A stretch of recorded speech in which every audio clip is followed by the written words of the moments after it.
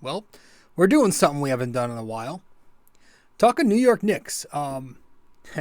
Partly because we haven't done it in a while, and partly because I'm also a Yankees fan. And, well, it's August 11th, and if you're a Yankees fan, you know that, well, things aren't great, so I kind of need a break from talking about the Yankees on the podcast. And I need to look forward to something else because this season is definitely over for the Yankees, despite their adorable little 9-2, whatever it was, 9-4 win against the Marlins tonight. Now, I'm recording this on Friday, August 11th. This will probably come out Saturday the 12th. But we're doing some Knicks. We haven't talked Knicks in a while, and this will... I shouldn't say it'll be a short episode because every time we say that, we go deep. So we'll see what happens. But I'm not going to get into the real specifics in this show. I'm not going to go hard and give too much of an opinion. We're just going to be discussing a few things that have happened during the offseason, and I'll probably miss a whole bunch of things that happened. But some of the main storylines have been, the DiVincenzo signing, Obi Toppin being dealt to the Pacers. Most recently, we'll definitely dive into the Josh Hart extension. And we'll talk a little bit about the Knicks' future as well. And maybe we'll touch, if we can remember at the end of the show, touch on the FIBA World Cup. Because that's kind of getting underway now here in August. But, welcome to the show, and let's get into it. We'll talk some New York Knicks. That's fun to say. Here in episode 547 of the podcast. Let's get to the intro, and we'll do it. Welcome to BD4, an RJ Carbone podcast. BD4, where there is no better way to get your Yankees and Knicks analysis. We also do MMA. Yanks every series, Knicks every game, MMA on occasion. BD4 is a 5-star show on Apple Podcasts, also available in video format on YouTube and Spotify. So thanks for stopping by, and we hope you enjoy the show. Champion of the world, turning, looking, see ya! Anthony for three, bang! That one goes down, and the game is tied! Time! Penetrates, creates, and showing some dexterity as well with the left hand. Yankees win! All right, I'm excited. I'm really excited for the NBA season, for the Knicks season coming up in, 74 days, I think it is now, 70-something. It's going to be fun. I'm excited. It's always good to transition from one sport to the other because usually by the end of that one sport, you're getting a little tired from your team, and because they're losing, it's nice. And I like that I cleanse mostly. Whoops, hold on here. Camera kind of fell apart on us. All right, I think we're back. Obviously, if you're listening, this is just one. I had to pause it for a bunch, but if the camera goes out, it goes out. Where were we? Jesus Christ. I completely forgot because it's been 10 minutes for me. Jesus, I'm about to sneeze too. All right. I'm a mess right now. Technical difficulties, allergies. I don't know what's going on here. I forgot where I was, so we're just going to dive right in to talk about the Knicks.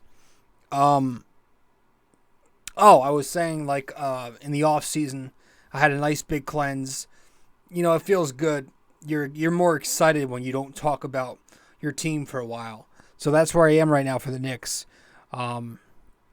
Anyways, we're going to dive right into it.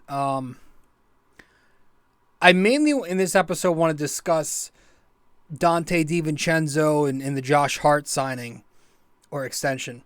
But I'll start with what happened a few months ago. Obi Toppin, and again, we're going to run through this topic because it's over by now, but Obi Toppin He's not a Knick anymore. He was traded to the Pacers a while back in the offseason. I think like early June, the Knicks sent Obi Toppin to Indiana for 2 second-round picks. Obi was, high energy, off-ball cutter, a short roll man. He played the fast break. He was extremely athletic. Spot-up shooter who, that eventually became his only role last season, unfortunately. But with the Knicks, Obi Toppin, over the course of his career, averaged 7 points per game, 3 rebounds, 1 assist, 15 minutes per game, which those 15 minutes rank 31st in that draft class when you count players with at least 100 games played. Yeah. That's been the whole thing. I mean, the Knicks just completely botched a freaking first-round lottery pick, just completely wasted. It hurts still. Randall has a bad first year with the Knicks, so they draft Obi Toppin, and he's this New York kid, the homecoming and everything. I remember when he was drafted, we had a live stream going. Not a live stream, but I was doing a live reaction to the draft as I was recording the podcast, and I'm going nuts. I'm like texting my cousin because he's a big Obi fan from Dayton. So he comes here as the New York kid back home, and then Randall, the following season that we draft Obi, he has his breakout year, right? He has the COVID Randall year. Obi is all of a sudden buried, and we've got this logjam. Thibodeau has no trust. The miscommunication between Thibodeau and the front office. And Obi, has shown flashes of brilliance that he can be this really good offensive player. I think some of it was a lot by the Knicks fans. Some of it was overhype. But it was fair to be very frustrated with the lack of playing time that Thibodeau gave him. So now we're in this position. And he's officially gone. But I think all in all, it's best that at this point, both parties split. I think this now gives Obi more of an opportunity in Indiana. He'll definitely thrive over there, I think, with more time. I think he's got a great guard in Halliburton, a good floor spacing big next to him in Miles Turner, and good pieces around him. And it gives the Knicks more assets to stockpile on. Right? You're going to see a lot more R.J. Barrett and Josh Hart minutes at the 4 this season, I would expect. And this opened up a roster spot for the next guy that I want to bring up. And that next guy is Donte DiVincenzo. If you read the guy's name, you picture a tan Italian kid. And he's Italian, I guess, from his father's side. Because if you look at the kid, I mean, he's as Irish looking as anything. Just redheaded. Donte DiVincenzo is a New York Knick. 4 years, $50 million. It's a deal to me. I like it. He played on the Bucks on that championship team back in 2021. He was injured most of that postseason, but he got his ring. He's a solid shooter, and that's what the Knicks need. Last season, 9 points, 5 rebounds, 4 assists, 1 steal on 44% shooting, about 40% from 3, and 82% at the free throw line with the Golden State Warriors in 26 minutes per game. So, yeah, he's a good shooter. He's going to mesh well with both units with the Knicks. A capable playmaker, a solid on-ball defender and point of attack. And he can even occasionally switch on to bigger guards and smaller wings. He plays the passing lanes well. And like Josh Hart, but I guess to a lesser extent, he grabs those back-breaking rebounds as a guard. And I'm sure we'll see some unique lineup combinations, right? Without Obi Toppin here, the Knicks can now pair DiVincenzo with small ball units that include Hart and RJ at the 4. That's going to stretch out the floor. It's going to make the Knicks very switchable. However, with Thibs not exactly being a small ball guy, I guess that's the next question. How does he fit all of these guard minutes? Because it's a very heavy guard wing rotation that the Knicks now have. RJ Barrett got 33 minutes per game last year. I think it was 33 or 34. Jalen Brunson got 35 minutes per game last year. Quentin Grimes played 30 minutes per game last year. Emmanuel Quickley played just under 30 minutes per game last year. Josh Hart played 30 minutes per game last year when he arrived. And so with DiVincenzo, who earned 26 minutes per game with Golden State last season, with him essentially replacing Obi Toppin, who earned just 16 minutes per game last year, who loses minutes? Because Thibs isn't running 10 men. He barely runs 9 as it is. And he's, again, not usually willing to run small with Randall at the center unless it's garbage time because he's Thibs. He's not going to change. He's a 65-year-old man, likely on his last NBA contract. So, this is a guy who waited until the Knicks had their backs against the wall to make a change at point guard, finally in the postseason 2020, right? And the postseason last year, he did the same thing with Quentin Grimes before Game 5, Cleveland. And remember, in the regular season last year, he didn't make those changes to the rotation when he cut Fournier out, Rose, the veterans, until he was on the hot seat after that Dallas loss. So you don't see him budge often, and if he does, it's because he absolutely has to. I think you're probably just going to see a little bit of everybody's minutes take a hit. RJ Barrett might be the guy who takes the biggest hit. Again, 34 minutes last year. That might go down to 29-30.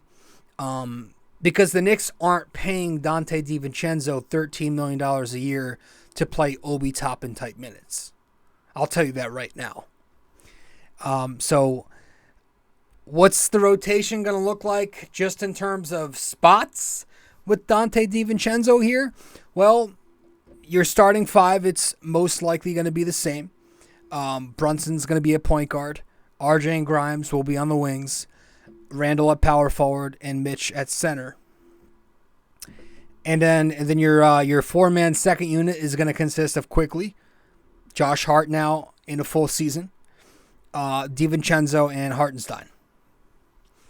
And it's important that you stagger RJ and Hart's minutes. I'll talk a little bit more on that later, maybe. And just because of the shooting. And maybe if we're talking about closing lineups, you're probably seeing RJ sit for Quickley a lot of the time. But it's going to be interesting to see who his regulars are, and I'm sure that'll change depending on game situations down the stretch. But yeah, it's another inevitable move as a Villanova product, DiVincenzo. That's what the Knicks are doing. They're doing it smart. And I was texting with my cousin about this, and he said we just now need Mikal Bridges and Jay Wright. So, I wouldn't be shocked if Bridges was the next one in here, because that's how Leon operates. He loves getting CAA clients. He loves getting those clients from his son's agency now, and he loves getting guys from the same school, preferably former teammates, which all 3 were together. Yeah, and he's another Italian in New York City. So we've got Volpe, we've got Rizzo. I don't know who the Giants got. I know the Mets got Alonso, but he doesn't count.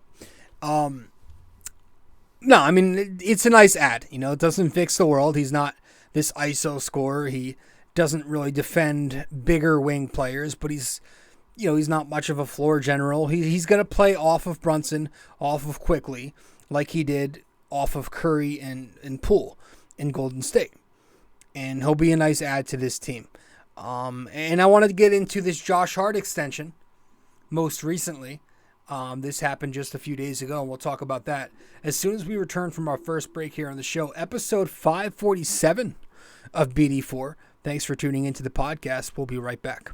We appreciate you sticking around and listening so far. When you have a chance, be sure to open YouTube to subscribe, like, and comment. And if you're already watching on YouTube, be sure to head over to Apple Podcasts and give us a 5-star review. We appreciate your feedback and are always looking to improve. Now, with that all said, let's get you back to the show. You can also find us on social media. If you'd like, you can follow BD4 on Facebook, and we're at BD4Pod on both Instagram and Twitter. We appreciate you helping us grow more and more every day. Let's get back to it.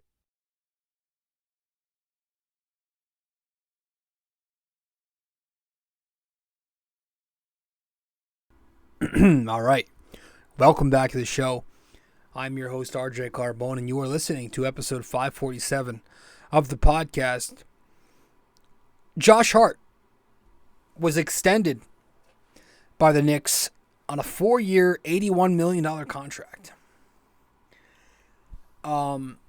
He opted into the final year of his current contract. The extension kicks in next year. So in total, the next 5 seasons that the Knicks will have Josh Hart, bearing a trade, he's going to be owed $94 million. This upcoming season is $13 million from his current contract, and then starting in 2025, $18 million. That ascends to $20 million in 2026, $21 million in 2027, and then $23 million in 2028. So it's an ascending contract, backloaded the money here. This is why the Knicks can do more with their finances right now in this window that they have. And by opting in, this allowed the Knicks to sign Donte DiVincenzo. So another good team part to Josh Hart's game. Is it an overpay? I mean, I would have preferred it be closer to $18 million. But this dude made such a stark difference to the Knicks last season. The way he just came over and just completely changed the way the Knicks played. And the thing with me that makes me very confident that Josh Hart can continue being the Josh Hart he was with the Knicks last year is it was an eye test thing with him. It wasn't like he was doing something incredible with the numbers. Like, the numbers weren't robust, insane, off the charts. I mean, he had some pretty cool efficiency lines, but he didn't. It was eye test. That's what you loved about it. Like, he comes over here last season, and he does something that is probably pretty sustainable because he didn't light up the scoreboard. He didn't light up the assists. Like, he averaged, with the Knicks, 10 points, 7 rebounds, 4 assists, 59% field goals, 52% threes on low volume, 79% free throw, and that was in 25 games. Now, he wasn't the same in the playoffs, but he had good games and bad games. He played very good. You watch the kid play. He played like a basketball player. I know that's cliche, but he played like a New York lunch pail type of player. He brought so much value to the Knicks last season and helped them get where they went. Between the transition basketball he played, that fast-paced play, the energy, elite rebounding at wing, timely, efficient shooting, just a great finisher at the basket, draws a lot of contact. He's got the size to play defense. He's very switchable out there on the wing. He was such a difference maker, and it was nothing to do with the numbers, and that's why I think it's sustainable. He's also a great locker room guy. He's got great chemistry with these guys. Obviously, he meshes very well with Brunson, former teammates now reunited, and now DiVincenzo, another Nova guy, is going to join the mix. So I think they're going to be playing a lot together, those three. You're going to see those lineups.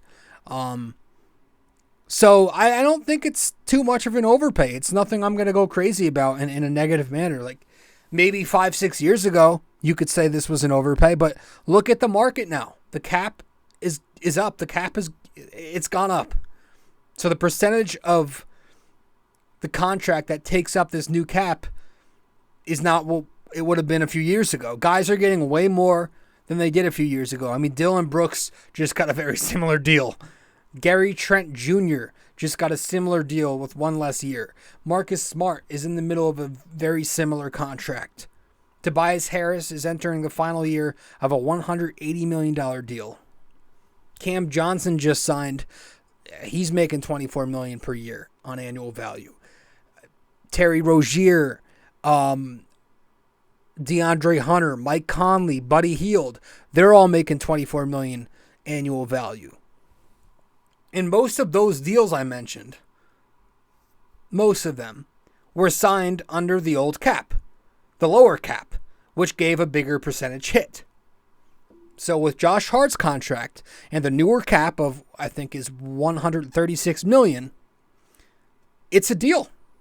And Josh Hart's a winner. He works his ass off, he busts his ass, grinds, and he makes winning plays every single night. So I'm excited to see him in that lineup, the Nova lineup. I'm excited to see like a Hart, quickly DiVincenzo lineup in there. That's a ton of defense right there. Some offense, playmaking, little rebounding, good pace. But that's a defensive unit right there. And there are concerns. Not going to sit here and just wax poetic. Like, the shooting's a concern. He has got to improve his three-point shot. There's a lot of hesitation when he's open, and he drives a ton, so that's pretty predictable. And in the playoffs, that was an easy read. The corner three ball in particular, he should make that his bread and butter when he's taking those threes. That's where he lived in the regular season with the Knicks, and that's part of what Tom Thibodeau's offensive system is based on too. Knocking down the corner three-point shots. In the postseason, we saw the Miami Heat scheme the Knicks to perfection with RJ and Hart together on the floor. That hurt the Knicks. The Knicks have to surround those two guys with shooters, which is why DiVincenzo coming in is a nice deal. But you got to find that balance. Look for lineups that thrive despite the lack of floor spacing with RJ and Hart together. So this is Thibs. Like, you know there's going to be questions and moments where he doesn't do what we want. Thibs is all about rebounding, defense, and size. Right? He's anti-offense, small ball, shooting, and playmaking. That's not exactly Thibodeau. So that's a concern for sure. No Obi Toppin. I don't think I'm too worried about that. Obi was on the other end of Josh Hart transitions a lot of the time, but I think he'll be okay because there were other times where Josh Hart would take the ball coast to coast. He loved that little swing move once he crossed the half court, right? And it's I don't think it's going to financially strap the Knicks. I know Grimes still has to get paid. Quickly is due next, and he's probably worth a little bit more, and he'll probably get it before the season begins. We'll talk about that. The second luxury tax is a heavy penalty, but it's, if you do all these deals, it's hard to make a move for the big fish with all of them under contract and not avoid that luxury tax. It's not as simple as it sounds to, just find trade partners and just get rid of guys, because each of them made very large contributions to the Knicks' success last year. Little things matter. Relationships matter. On-court chemistry is important. I mean, look at the Phoenix Suns last year. They get KD. They thought they were this super team guaranteed to win a championship, and they lost in the conference semis. But it has to happen this way eventually. I think one of those guys is probably getting moved for a star player, whether that be this season or next season. Hart can't be moved this year. He's safe with the new extension rules. He's ineligible to be moved. I think quickly at some point could definitely be moved for a star player. Maybe it's Grimes. The Knicks held him back in the Mitchell deal, though. All in all, though, this Josh Hart extension, it's a deal. That's the way I can put it. It's a deal. The Knicks, it's nothing crazy that puts the Knicks over the top, but it's solid. He's going to be a solid first wing off the bench that he'll get his plenty of time with the first unit as well. And until the Knicks find the next big piece, it's a good marginal move to help them get closer to where they need to be.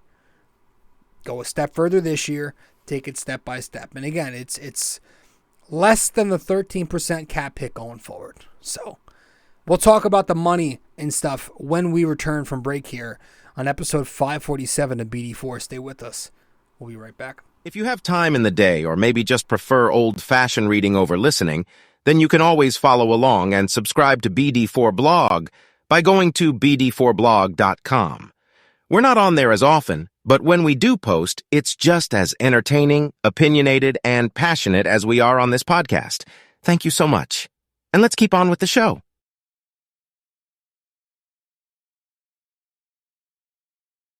Welcome back to the show.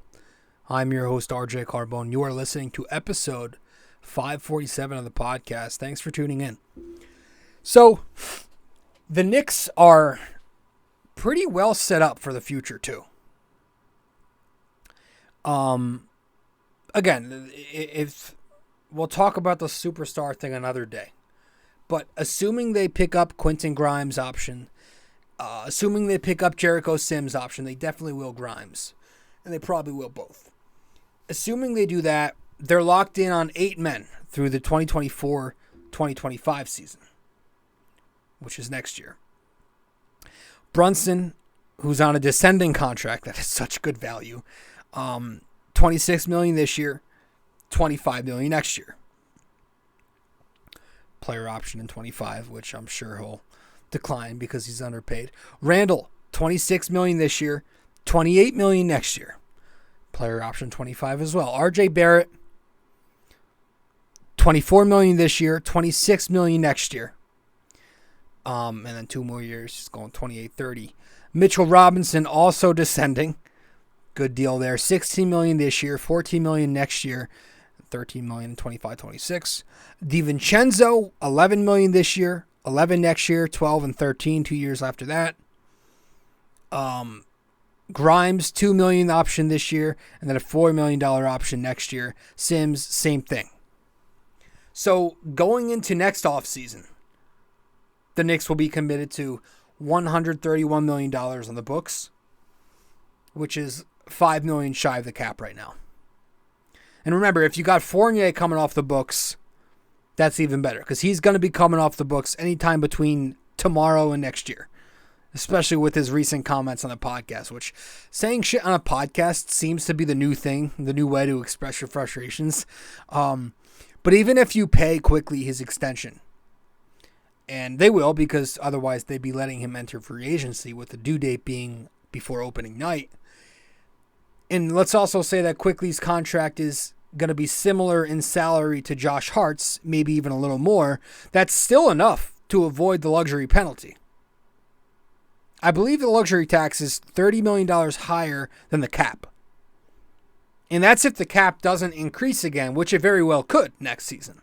If the cap increases anywhere from the 1 to 10% increase it's allowed to jump to, the Knicks are in even better shape. If it jumps to the $150 million cap, which would be the 10%, that penalty is $180 million. So I think either way here, the Knicks will be getting mid-level exception money to play around with here. And I think for non-taxpayers, that's going to amount to $12 million if I'm correct. Might be a little less. But, yeah, it's going to be interesting, man. They're doing... Listen, if there's one thing you could say Leon does very well, and this has been something from the beginning, he's very savvy. He's very savvy with his economics, and he knows how to avoid embarrassing situations and disasters, and everything he does is under control. So these contracts are pretty good. It seems like the Knicks are in a good spot financially. So yeah, we might do a preview episode sometime soon, maybe in September as we get closer to the preseason. But, off the top of my head here, I say as the Knicks currently stand with no major additions from here, this is probably another 47-plus win team. And more importantly, my hope is that next season, or this upcoming season, they can maybe try and aim for a higher seed. But ultimately, I want them to try and advance to at least round 3. Keep going around further each time, right? 2 years ago, you went to, or whatever it was, 3 years ago, I guess now, you went to round 1. Last season, you went to round 2. Let's try to get to a third round. That's got to be the minimum here to me. And just keep progressing from there. Until we get our superstar, right? Speaking of superstars, Jalen Brunson playing in the FIBA World Cup. Josh Hart playing in the FIBA World Cup. They'll be playing for Team USA. They destroyed Puerto Rico in their exhibition game the other day, and I think there's another couple coming up. RJ Barrett is actually playing in the FIBA World Cup. He's playing for Team Canada. I don't know what they're doing. I don't really care about Canada, but I respect Canada. I think the tournament starts late August, I believe. I think there are 4 more showcase games tomorrow and Sunday. I think you have Slovenia and Spain. August 18th, they play Greece. August 20th, they go play Germany. And then the tournament, the real games after that start up, and they go on to face, in the Philippines, they're facing New Zealand on the 26th, Greece on the 28th, and then Jordan on the 30th. So I'm excited for the World Cup. The World Cup of basketball. I've always loved FIBA. I'm a big Carmelo Anthony fan. Carmelo went off. Man, Carmelo, Team USA Melo was better than Hoodie Melo. But yeah, I'm excited. So I think that's going to be it. We'll wrap this up at a half hour here on the show. So let's get to our final break. And when we get back, we'll cap it off with our question of the day. And that'll be that.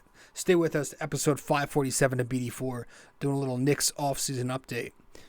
Stay with us, or we'll be right back here on BD4. Episode 547. Studio 69 Productions is a production company that allows content creators of all genres to market their podcast or whatever project they're working on. It's an online platform that will promote your content, no problem. All you have to do is get in touch with film director and podcast producer Leo Rodriguez from Say No More Podcast, and you're good to go. You can find him on Instagram at Studio 69NJ, Studio 69 Productions, where dreams are heard and born. Welcome back to the show. Let's wrap this one up with our NYY-NYK-MMA trivia question of the day. And that'll be that. Let's get to it. All right. So I didn't have my sound effect. I forgot to put that in there. The Knicks Madison Square Garden Arena sound effect. But for this episode, our trivia question for episode 547. It's more of a, what do you call it? Not a question, but with Obi Toppin traded, no Knick is occupying the number 1. Name 5 other former Knicks to ever wear that number. All right. With Obi Toppin traded, no Knick is occupying the number 1. Name 5 other former Knicks to ever wear that number. I think one of them, off the top of the head, is very obvious. The others, depending on your age, I guess you might have to work a little hard for. But yeah, for episode 547, our trivia one final time. With Obi Toppin traded, no Knick is occupying the number 1. Name 5 other former Knicks to ever wear that number. So that's it. I appreciate you stopping by. Episode 547 is in the books. Again, did a little Knicks 2023 off-season update as we get closer and closer to the 2023 season. And with that, I thank you for stopping by. I really appreciate it. I'm your host, RJ, and I'll see you in the next one. All right. This episode was brought to you by Anchor. Hey there! If you stayed the entire way through, we thank you immensely for it. We hope you enjoyed this podcast and that you come back for the next episode real soon. Don't forget to like, subscribe, comment, download these episodes, and share them with your friends as well. BD4 is a 5-star podcast simply because of you, and we'd like to keep it that way. Have a wonderful day. Go Yankees, and go Knicks!